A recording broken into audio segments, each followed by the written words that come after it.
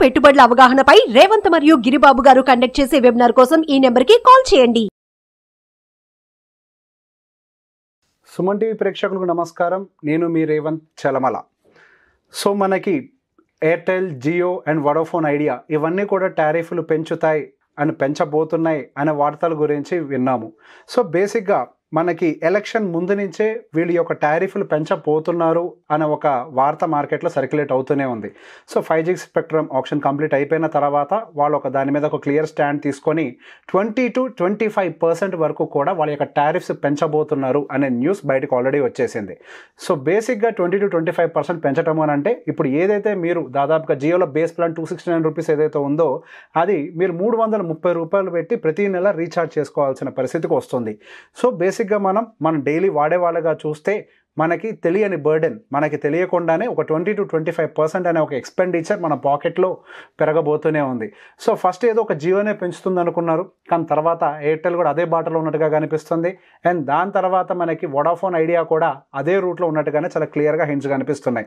And as of now a update లేనిది అని అంటే ఒక రకంగా మనకి బిఎస్ఎన్ఎల్ సైడ్ నుంచి మాత్రమే. సో గోయింగ్ ఫర్దర్ మనకి ఈ 3 కంపెనీస్ ఏవైతే ఉన్నాయో ప్రైవేట్ ప్లేయర్స్, ఈ 3 ప్రైవేట్ ప్లేయర్స్ అయితే మాత్రం డెఫినెట్గా వీళ్ళ యొక్క పోటీని పెంచడానికి అంటే వీటి యొక్క ఖర్చు టారిఫ్ని పెంచడానికి ఎక్కువ అవకాశాలు కనిపిస్తున్నాయి. అండ్ ఇంతవరకే కాదు, ఇంకా రానున్న రోజుల్లో కూడా వీళ్ళ యొక్క టారిఫ్ని పెంచడానికి ఇంకెక్కువ అవకాశాలు ఉన్నట్టుగానే కనిపిస్తుంది. సో బేసిక్గా మనకి ఏదైతే మన వినియోగదారుల పర్స్పెక్టివ్లో చూసినట్లయితే అది ఒక హ్యూజ్ బర్డెన్గా అయితే మారబోతుంది. కానీ ఇక్కడ ఒక విషయం అర్థం చేసుకోవాల్సింది ఏంటి అని అంటే ప్రపంచవ్యాప్తంగా ఉన్నటువంటి టెలికాం టారిఫ్స్తో కంపేర్ చేస్తే మన ఇండియన్ టెలికాం టారిఫ్స్ అనేవి చాలా ఎక్కడో చీపెస్ట్ టారిఫ్స్గా ఉంటూ ఉంటాయి. సో బేసిక్గా వీళ్ళకి మన ప్రపంచ స్థాయి టారిఫ్స్ని రీచ్ అవ్వడానికి ఇంకా చాలా గ్యాప్ కూడా ఉంది. సో గోయింగ్ ఫర్దర్ వీళ్ళు పెంచడానికి ఇంకెక్కువ అవకాశాలు కూడా కనిపిస్తూ ఉన్నాయి. సో పెట్టుబడుల పాయింట్ ఆఫ్ వ్యూలో మనకి ఎవరైతే స్టాక్ మార్కెట్లో పర్టికులర్గా టెలికాం ఇండస్ట్రీస్లో ఇన్వెస్ట్మెంట్స్ చేయాలనుకుంటున్నారో సో వాళ్ళ పాయింట్ ఆఫ్ వ్యూలో వీళ్ళకి ఎటువంటి అడ్వాంటేజెస్ ఉన్నాయి అన్న దాని గురించి ఒకసారి మాట్లాడుకుందాం. సో బేసిక్గా వీళ్ళు 20 to 25% ఏవైతే మనకి ఇంక్రీజ్ చేస్తున్నారో అటు రిలయన్స్ అయి ఉండొచ్చు అండ్ ఎయిర్టెల్ అయి ఉండొచ్చు and as well as Jio, Airtel and Vodafone ఇవన్నీ కూడా మీకు 20 to 25% ఇంక్రీజ్ చేస్తున్నాయని న్యూస్ బయటకు వచ్చిందో అమాంతం మనకి అటు రిలయన్స్ అండ్ ఎయిర్టెల్ అన్నిట్లో కూడా and Jio Reliance, Airtel and Vodafone అన్నిట్లో కూడా షేర్ ప్రైస్ అనేది విపరీతంగా పెరగడం అయితే గమనించాం. సో ఈ న్యూస్ బయటకు వచ్చిన తర్వాత ఆ షేర్ ప్రైస్ రిలయన్స్ విపరీతంగా పెరగడం ద్వారా 21 lakh crore ఆ మార్కెట్ క్యాపిటలైజేషన్కి రిలయన్స్ రీచ్ అవ్వటం అయితే మనం గమనించాం. అండ్ అలానే ఎయిర్టెల్ అండ్ వోడాఫోన్ ఇవన్నీ కూడా ఒక మంచి ర్యాలీని అయితే చూసాయి. సో బేసిక్గా మనకి 3 కంపెనీస్లో ఎక్కువ అడ్వాంటేజ్ ఎవరికి ఉండొచ్చు అని అంటే వోడాఫోన్కి ఎక్కువ అడ్వాంటేజ్ ఉండడానికి అవకాశం కనిపిస్తుంది. ఎందుకు? సో బేసిక్గా మనం దీన్ని ఒక్కసారి వీళ్ళు టారిఫ్లు పెంచడం ద్వారా వీళ్ళకి ఏఆర్పియు బెనిఫిట్ అంటే యావరేజ్ రెవెన్యూ పర్ యూజర్ అనేది 15 to 18% వరకు కూడా ఇంక్రీజ్ అవుతుంది. So when compare to Reliance and Jio and when compare to Airtel, Vodafone వాళ్ళు ఏదైతే ప్రజెంట్ నడుపుతున్నారో వాళ్ళ యొక్క వ్యాపారాన్ని కంప్లీట్గా లాసెస్లో రన్ చేస్తున్నారు. సో ఈ మార్జిన్ పెరగటం ద్వారా వాళ్ళకి కొంతవరకు ఈ మార్కెట్లో కొంత కొత్త హోప్ క్రియేట్ అవ్వడానికి ఎక్కువ అవకాశాలు కనిపిస్తున్నాయి. సో బేసిక్గా మనం టెక్నికల్గా కూడా గమనించినప్పుడు ఎప్పటి నుంచి ఈ పర్టికులర్ 3 స్టాక్స్ ర్యాలీ అవుతున్నాయి, ఇంకెంతవరకు ర్యాలీ అవ్వడానికి స్కోప్ ఉంది అనేది టెక్నికల్ అనాలిసిస్ పరంగా కూడా చూసినట్లయితే ఆల్రెడీ మనం లాస్ట్ మార్చ్ నుంచి వోడాఫోన్ ఐడియా అయితే దాదాపుగా 230% ర్యాలీ అవ్వడం గమనించాము. And will check Airtel also and Airtel almost 100% rally అవ్వడం గమనించాము. అండ్ రిలయన్స్ అయితే దాదాపుగా 50% ర్యాలీ అవ్వడం గమనించాం. So when compare to all these మనకి రిలయన్స్ మాత్రం కొద్ది వరకు తక్కువగా ర్యాలీ అవ్వడం అయితే గమనించాము.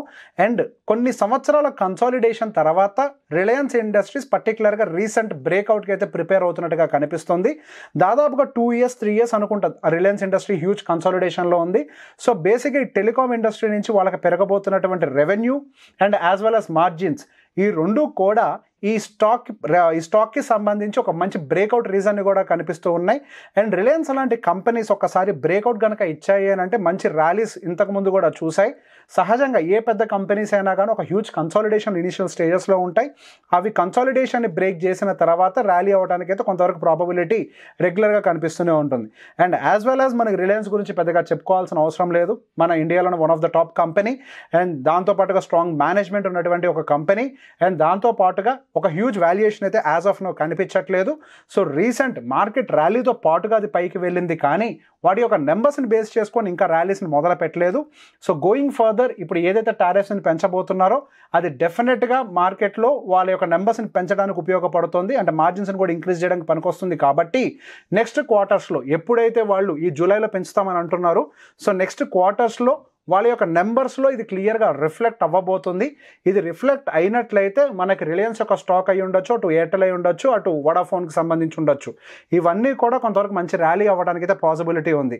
కానీ ఏవైతే ఇప్పుడు నేను పర్టికులర్గా డిస్కస్ చేశానో వాటన్నిటికీ సంబంధించి నేను కేవలం మార్కెట్లో ఉన్నటువంటి ఫండమెంటల్ అండ్ నాకున్నటువంటి టెక్నికల్ అనాలిసిస్ ప్రకారమే మాట్లాడాను. సో మీరు కనుక పెట్టుబడులు పెట్టాలి అనుకున్నట్లయితే ఒకసారి ఈ అనాలిసిస్ని మళ్ళీ మీరు ఒకసారి చేసుకొని ఫండమెంటల్ అనాలిసిస్ చేసి అదేవిధంగా మీరు టెక్నికల్ అనాలిసిస్ చేసి మీకు ఎవరైనా ఇన్వెస్ట్మెంట్ అడ్వైజర్ ఉన్నట్లయితే వాళ్ళని కన్సల్ట్ చేసిన తర్వాత మీరు పెట్టుబడులు పెట్టాలి అనేది నా సూచన. ఈ వీడియో కనుక మీకు నచ్చినట్లయితే లైక్ చేయండి, షేర్ చేయండి. Thank you very much. Suman టీవీలో మీ పర్సనల్ అండ్ బిజినెస్ ప్రమోషన్స్ కోసం కింది నెంబర్కి కాంటాక్ట్ చేయండి.